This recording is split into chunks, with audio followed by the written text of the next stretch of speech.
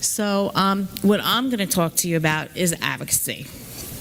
Why we do advocacy, why you should be an advocate, why you need to be your own best advocate.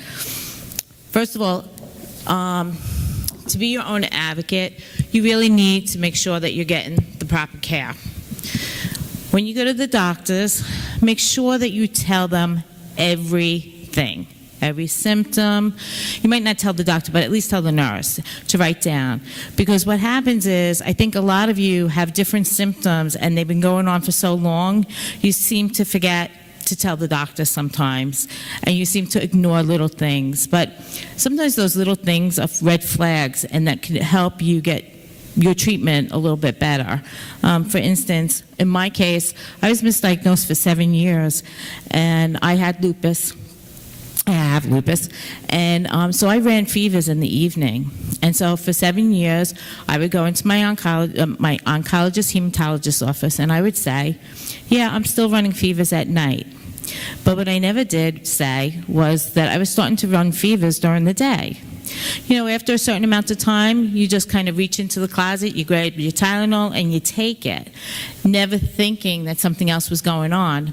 And when I finally got diagnosed with my carcinoid, my hematologist-oncologist said, did you ever have flushing or anything like that? And I was like, no. He said, did any of your symptoms change? And I said, oh, maybe about 5 years ago, you know, those fevers that I was running at night, well, you know, they started coming in the day. And he said, well, you know, how high was your temperature? And I said, after 5 years, who bothered checking anymore? I just took my Tylenol and everything else.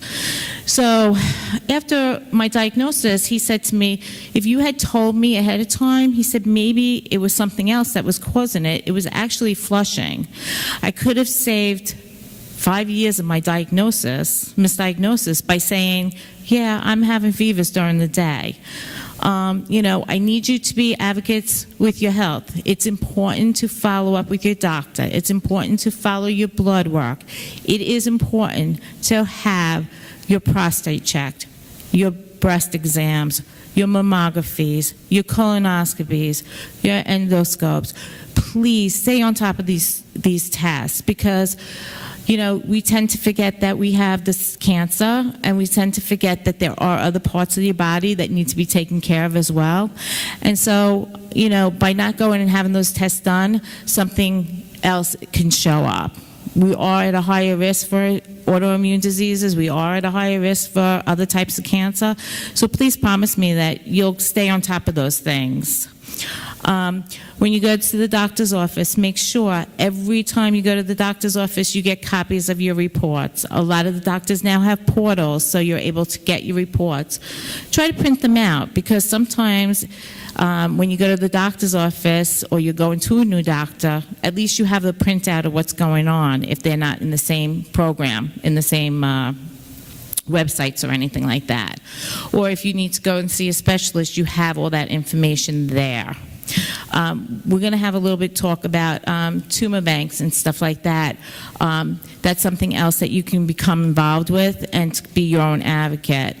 Remember to ask questions, and if you don't have if you go into the doctor's office, have your questions written down. Sometimes the doctors may not be able to answer them right then and there because they're really swamped, but if you write down your questions and you give them to the nurse, you could say, here are my questions, and if the doctor has time, could you ask him about these questions? And a lot of times the nurses will call you back and say, the doctor said this, this, and this. So, you know, make sure you ask those questions during that time. Make sure if you have carcinoid syndrome and the doctor says, how are you feeling? Make sure you say, yeah, you know, I am going to the bathroom a lot. Because what happens is when that doctor comes walking in the door and you see that white coat, you don't want to say that the treatment isn't working for whatever reason. So if the doctor says to you, how are you feeling? I would guess that 90% of you sitting in this room would say, I'm doing well. In the meantime, you're going to the bathroom 20 times a day. The doctors and nurses are not mind readers. So if you're going to the bathroom 20 times a day, you need to let the doctor know. If you're having a lot of gas, you need to let the doctor know. If you're having stomach pains, you need to let the doctor know. These are all things that you can help with your care by just telling the doctors or the nurses. So that's how you could be your own advocate as far as medical. Now, how can you be an advocate for NCAN or as the NET community? Each one of you received a bag. In your bag is a pin, is it a bracelet? Your bags have Get the Zebra On, Neck Cancer, all over it. I encourage you to wear these things. I encourage you to use these things.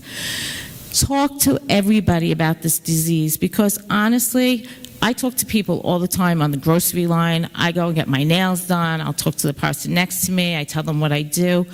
You never know that person next to you, if that person is a patient and doesn't know it, and maybe 10 years down the line go, you know, I had a conversation with this woman. I wonder if this is what it could be. It happens very, very often.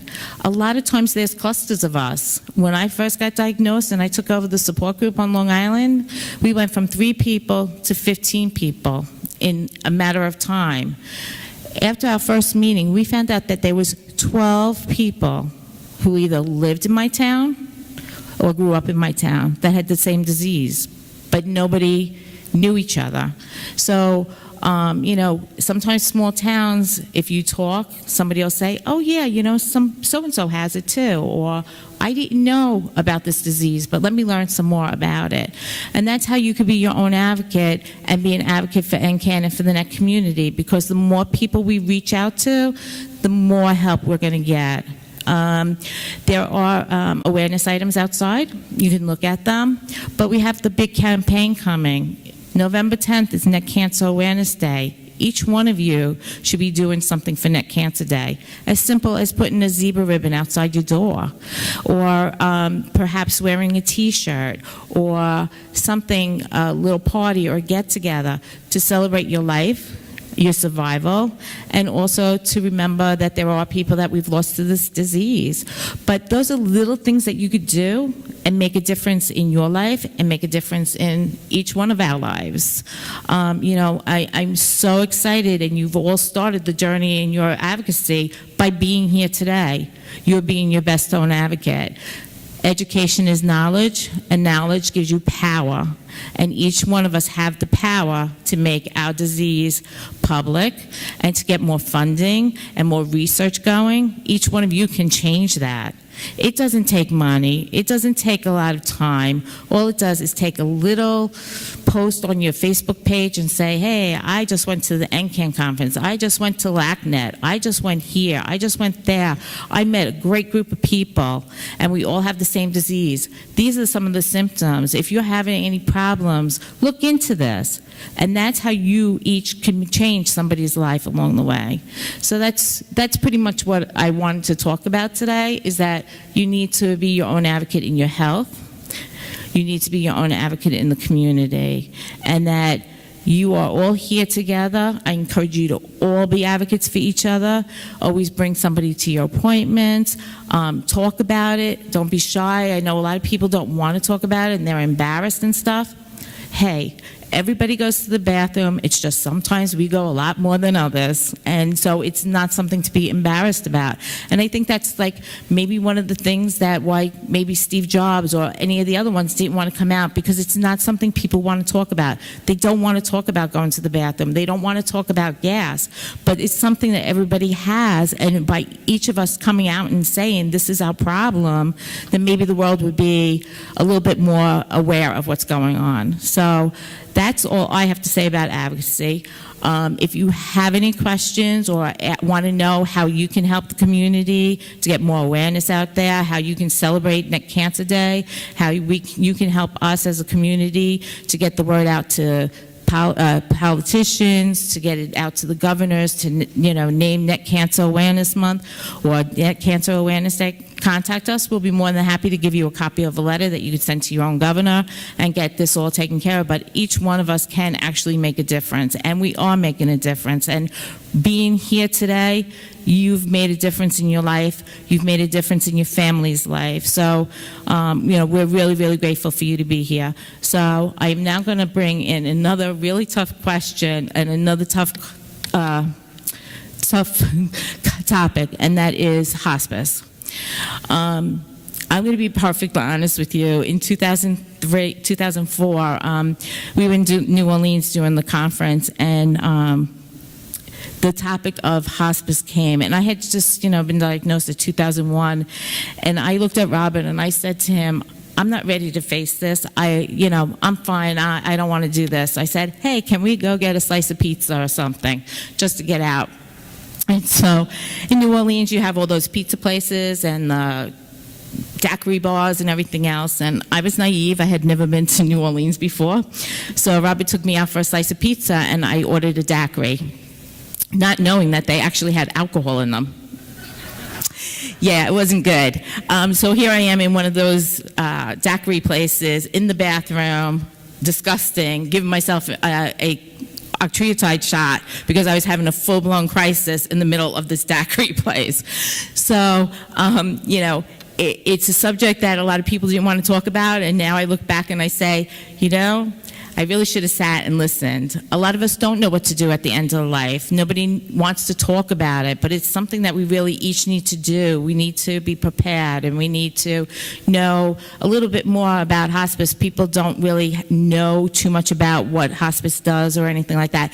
And so Gene Lovelace, the husband of Cindy Lovelace, who helps run the Healing Net Foundation, is going to talk to you about it. And I'm sure he'll be around the rest of the weekend. And we have that room across the way, so if you have any questions, he'll be more than happy to help. So, Gene?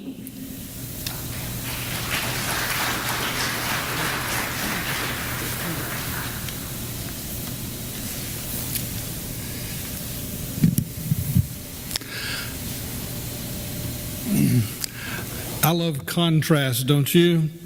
You got Mary Ann from Long Island and Gene Lovelace from Nashville, Tennessee.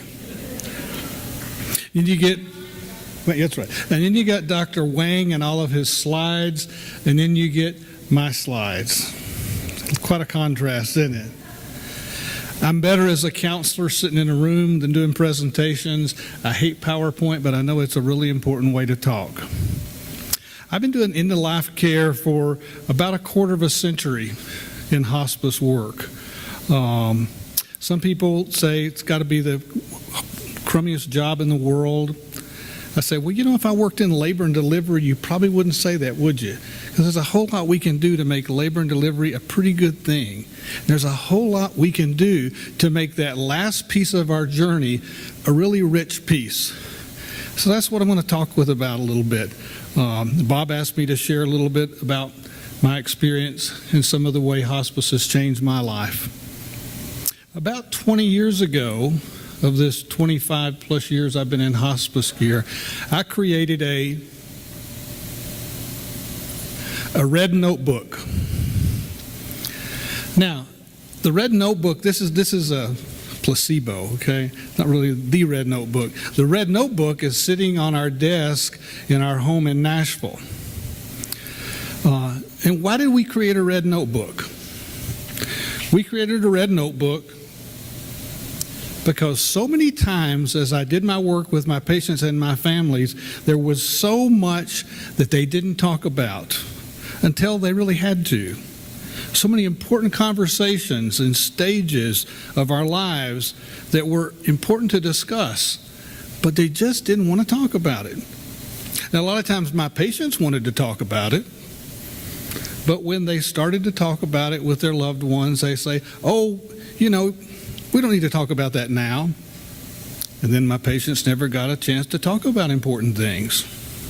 So we created a red notebook. Another important reason to create a red notebook is because I don't want to spend my last 6 months or year or 3 weeks or whatever I have trying to check all those little boxes that I probably should have talked about and checked a long, long time ago. I want to spend my time sailing and traveling and enjoying every day that God gives me in this world and not worry about all those little details that can sort of trip us up. So, what's in my red notebook? You might expect a lot of these things. A copy of our durable power of attorney, a copy of our living will, our last will,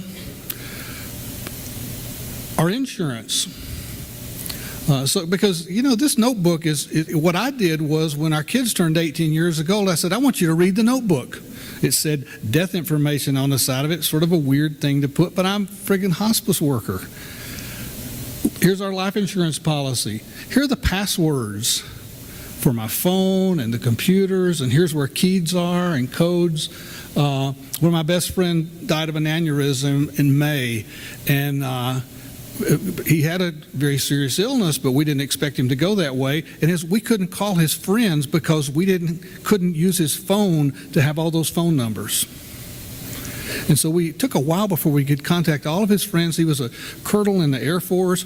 All over the world, people knew and loved him, but we just couldn't find the phone numbers because they'd never been written down how to open his phone or to turn on his computer.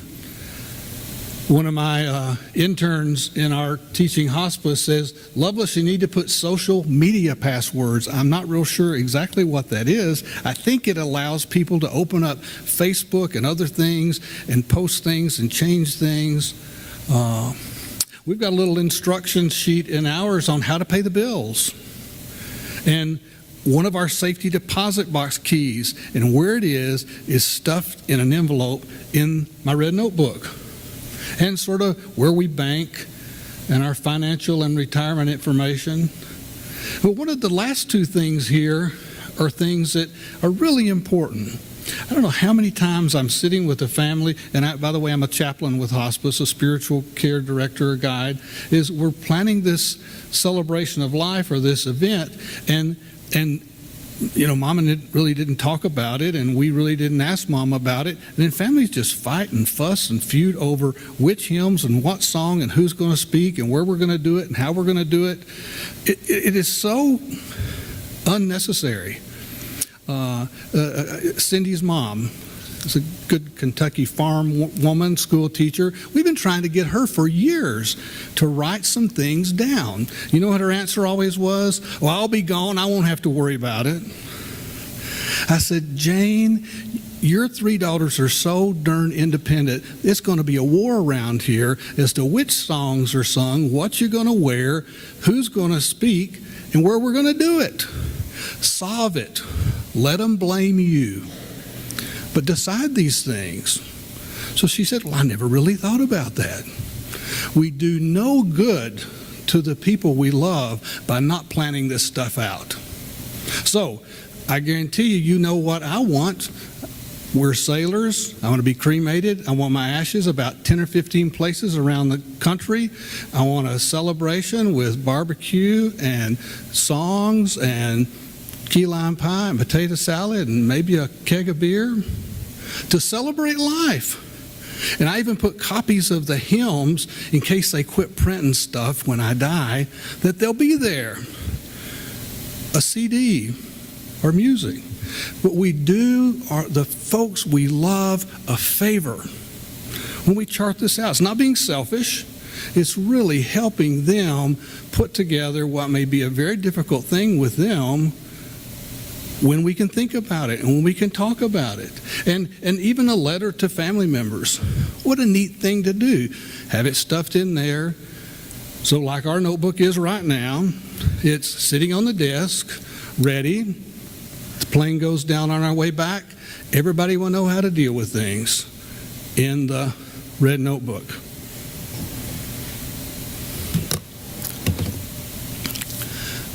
That's an interesting saying, isn't it? It's one I learned from one of my Eastern religion folks. They say, we practice dying daily so we learn to fully live. I remember one of my patients told me when I visited her one day, I said, we know that, hospice is here. Who knows how long we have. You seem to live a rich, full life. Are you ready for this? She looked at me real straight and pointed her finger and says, Chaplain, I live on ready. I live on ready?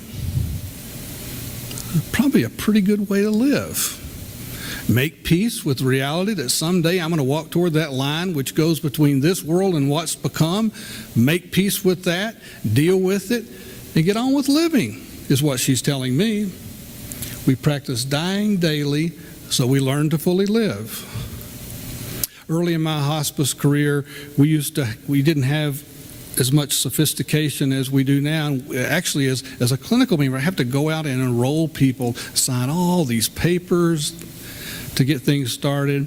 And as luck would have it, I forgot to get one signed. So my boss sent me out the very next day to have one of them signed. I walked to the door. Little fella greeted me at the door.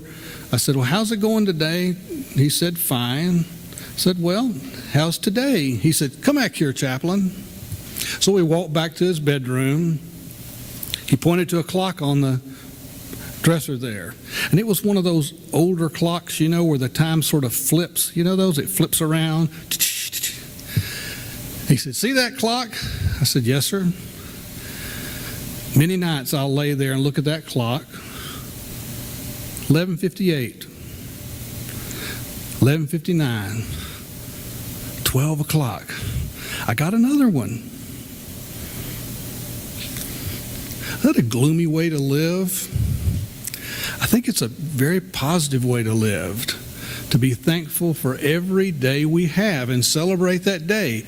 Having done my red notebook, it sort of helps me do that.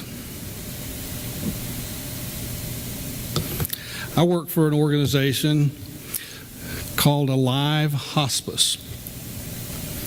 I also teach at a university, so I do a lot of word studies and talk about words. It's sort of an odd name, isn't it? Alive Hospice. Alive Hospice was started just a few years after Cicely Saunders started that first hospice movement in 1967. In fact, we're, I think, the second oldest hospice in the United States. We started in 1975, and we were the first one who really did primary home care hospice. Today we serve 500 to 600 patients every day. We have 3 inpatient units. We care for adults and children. We have a grief center and an institute which teaches people, even a skills lab which helps doctors come in and have those conversations in a little better way. Alive Hospice. What does that mean? Well, as our founders started thinking about a name for our hospice, here's what they came up with. Adapting to life-threatening illness very effectively. That's what the alive in Alive Hospice means. I've been living with a net patient for 8 or 9 years. I think that's what Cindy does every day. Pretty much what you guys do, don't you? You adapt your life to live with this illness that we're not real sure we can take away, but we learn to live with it, like high blood pressure or hypertension. You've adapted your life to live with this illness very effectively. So that's the first part of my job, alive. And the second name is called hospice. The word hospice comes from sort of the root word hospitality. But one of the best definitions of hospice that I've ever heard is this one: a safe place of rest for a weary traveler. When our patients come in either to our facilities or we visit them at home, they're just tired. They've been in and out of hospitals where hospitals are wonderful places, but they're not a place to get much rest for you or your families. And so most of the time when we get started, people are just tired. They're tired of treatments, being up and down the roller coaster. They're just tired of not getting a good night's sleep in their own home. And so we come in and we bring a team full of folks to help them take care of things, not ever giving up hope that there's not some possibility that things might change or flatten out or a new treatment might come available, but we just give them a safe place of rest for a weary traveler. Our mission is written this way: to provide loving care to people with life-threatening illness, to support their families, and serve the community. And my mom, who died a few years ago, said her whole life, "I just want to die in my sleep. I think that'd be a great thing to do." And I started thinking about, that I guess that'd probably be pretty good. But then in my training as a chaplain, I do my 4 years of college. I did my 3 years of divinity school. I had a year of residency in a hospital in Georgia. I did a internship there, a year of residency in a hospital in Nashville. And I've been as the chaplain when the life flight helicopter came in, or in the critical care unit, or in the emergency room where we just don't really know what happened, but they're no longer with us.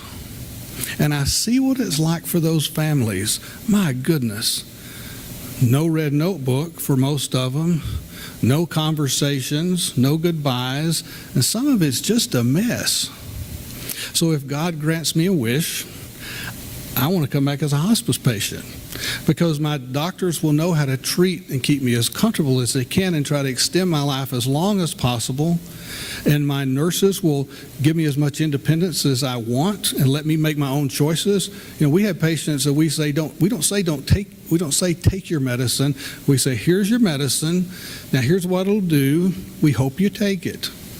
Hospice care is giving folks back the power to make decisions and gain some control in a world which may have spun out of control.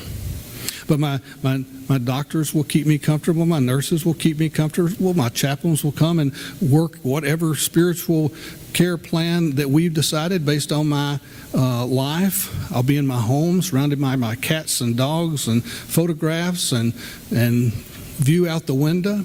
And my social workers will come and help with me. And so I've decided I really don't want to just lay down and go to sleep.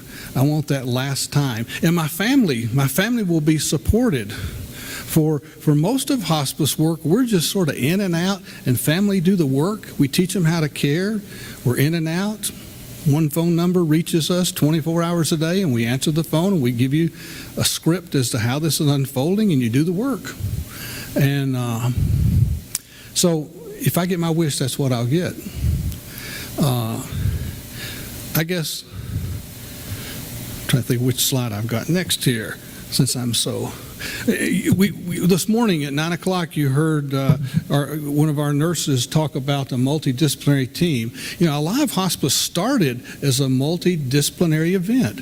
We started in the den of a Vanderbilt psychiatrist and a Vanderbilt oncologist. They got together with a patient and a priest and a rabbi and some community volunteers. They'd heard about what Cicely Saunders was doing, and they talked to their patients and they said, we really want to do this different. We really want the comfort of home or another environment and just catch our breath at this piece of our journey. And so that sort of mirrored what we now has as a multidisciplinary team. Just like we heard about, multidisciplinary teams are so critical to the care that you need as net patients. Hospice is wrapped up in interdisciplinary persons, physicians, nurse practitioners, nurses, social workers, chaplains, aides, volunteers. Your primary care physician is still right in the middle of things.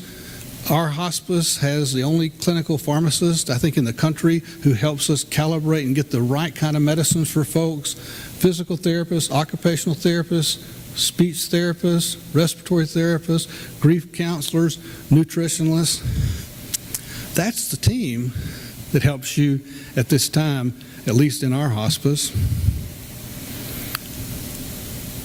Now, there's this little tricky statement there, eligibility.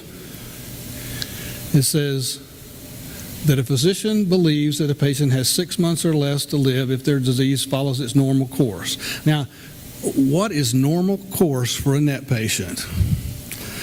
What is that? I have net patients who come with us and hang out a while and things turn around and then they go home. We have that with a lot of diagnoses. There's 8 or 10 diagnoses that are hospice diagnoses, but it just seems right now what we're doing is not working. And this person's decided, I don't want a lot of aggressive curative treatment. I want to go on a different path. And so we're invited to come in and help with folks. And, hospice care, you don't start it and then you've run out of your hospice benefit. You can start it and you can start it and you can come back. It's not a continuum, a line that you get on and you can't get off of, or you burn up your benefits that you might need years in advance. It's a pretty fluid relationship of care. And, there's a little about the multidisciplinary team and the levels of care and sort of what we do that I talked about earlier. Now, as a chaplain, and don't lock your chaplains out. I don't sell anything. I walk down your road. I'm trained to walk with every spiritual practice and discipline, not an expert at any of them, but my goal is just to walk down the road with folks. And my 3 goals with my patients, these are my 3 goals. That at the time, and whenever that time is, we take our last breath and our heart beats its last beat, that you not be afraid. And I would have to say in 25 years of doing this, I can count on one hand the folks who are afraid, because something mysterious seems to happen to folks. It's just like our Creator intervenes in a way that they've never experienced before, and they're just not afraid to make the journey. And then that they be at peace, and then that they find meaning and purpose in the days they're given. So they've got the line out there, wherever that line is, and so they're just making the most out of every day that they're given. They live very intentional lives, and they sort of teach me what's important. They're my teachers. They say it's important to have a relationship with something bigger than us, and they say it's important to take care of the world and each other, and it's important to love and care for things. And then we filter that down into our own spiritual practices as we have understand our Creator as God. So those are the goals that we work at in hospice. I'll have to say one other thing as I sort of wrap up and be available for some Q&A later if you see me or later in the things. These are the things I've learned from my patients. Hospice patients live better lives, and hospice patients live longer lives. It's almost statistically proven that folks live longer when hospice gets involved, and that goes against what a lot of people think. My worst day is a patient that gets admitted today on Friday, and because of where they are in their illness, they die on Sunday. That's horrible for us. The best ones are the patients that I may have 6 months, a year, 2 years. Sometimes they graduate. We say we can no longer certify you. Things are just sort of leveled out, and so they go away. And then at some time later in their life, they plug back in. And If never had a hospice family or patient say we started hospice way too soon. Almost all of them say, if we had known what it was, if we had known that we weren't giving up, if we'd known that we weren't hastening things along, we wish we'd started a lot sooner. It's just a really good option. When things get heavy, when things get more than we might be able to handle, we just need an extra set of hands and feet and ears. Hospice can get in the middle of it and try to help make sense of it and walk down the road with you. So, in conclusion, put yourself together a red notebook. Not only is it good for us, it's really good to have those conversations. Most of my patients tell me the end conversation most people want to have is, I forgive you, forgive me, thank you, I love you, and goodbye. And that's just not a death conversation. Isn't that really the way we ought to live our lives? Reconciling ourselves to each other and saying thank you more and I love you more, and if not, goodbye, see you later. Live intentional. Live as if every day is like that little man who looked at that clock and pointed out in his bedroom, I got another one. I got another one. Whether it's a net tumor or a Mack truck that takes your life, every day is a gift. Live intentional, celebrating the gift of each day. As one of my Eastern religion friends say, we practice dying daily so we learn to fully live. Amen. Thank you.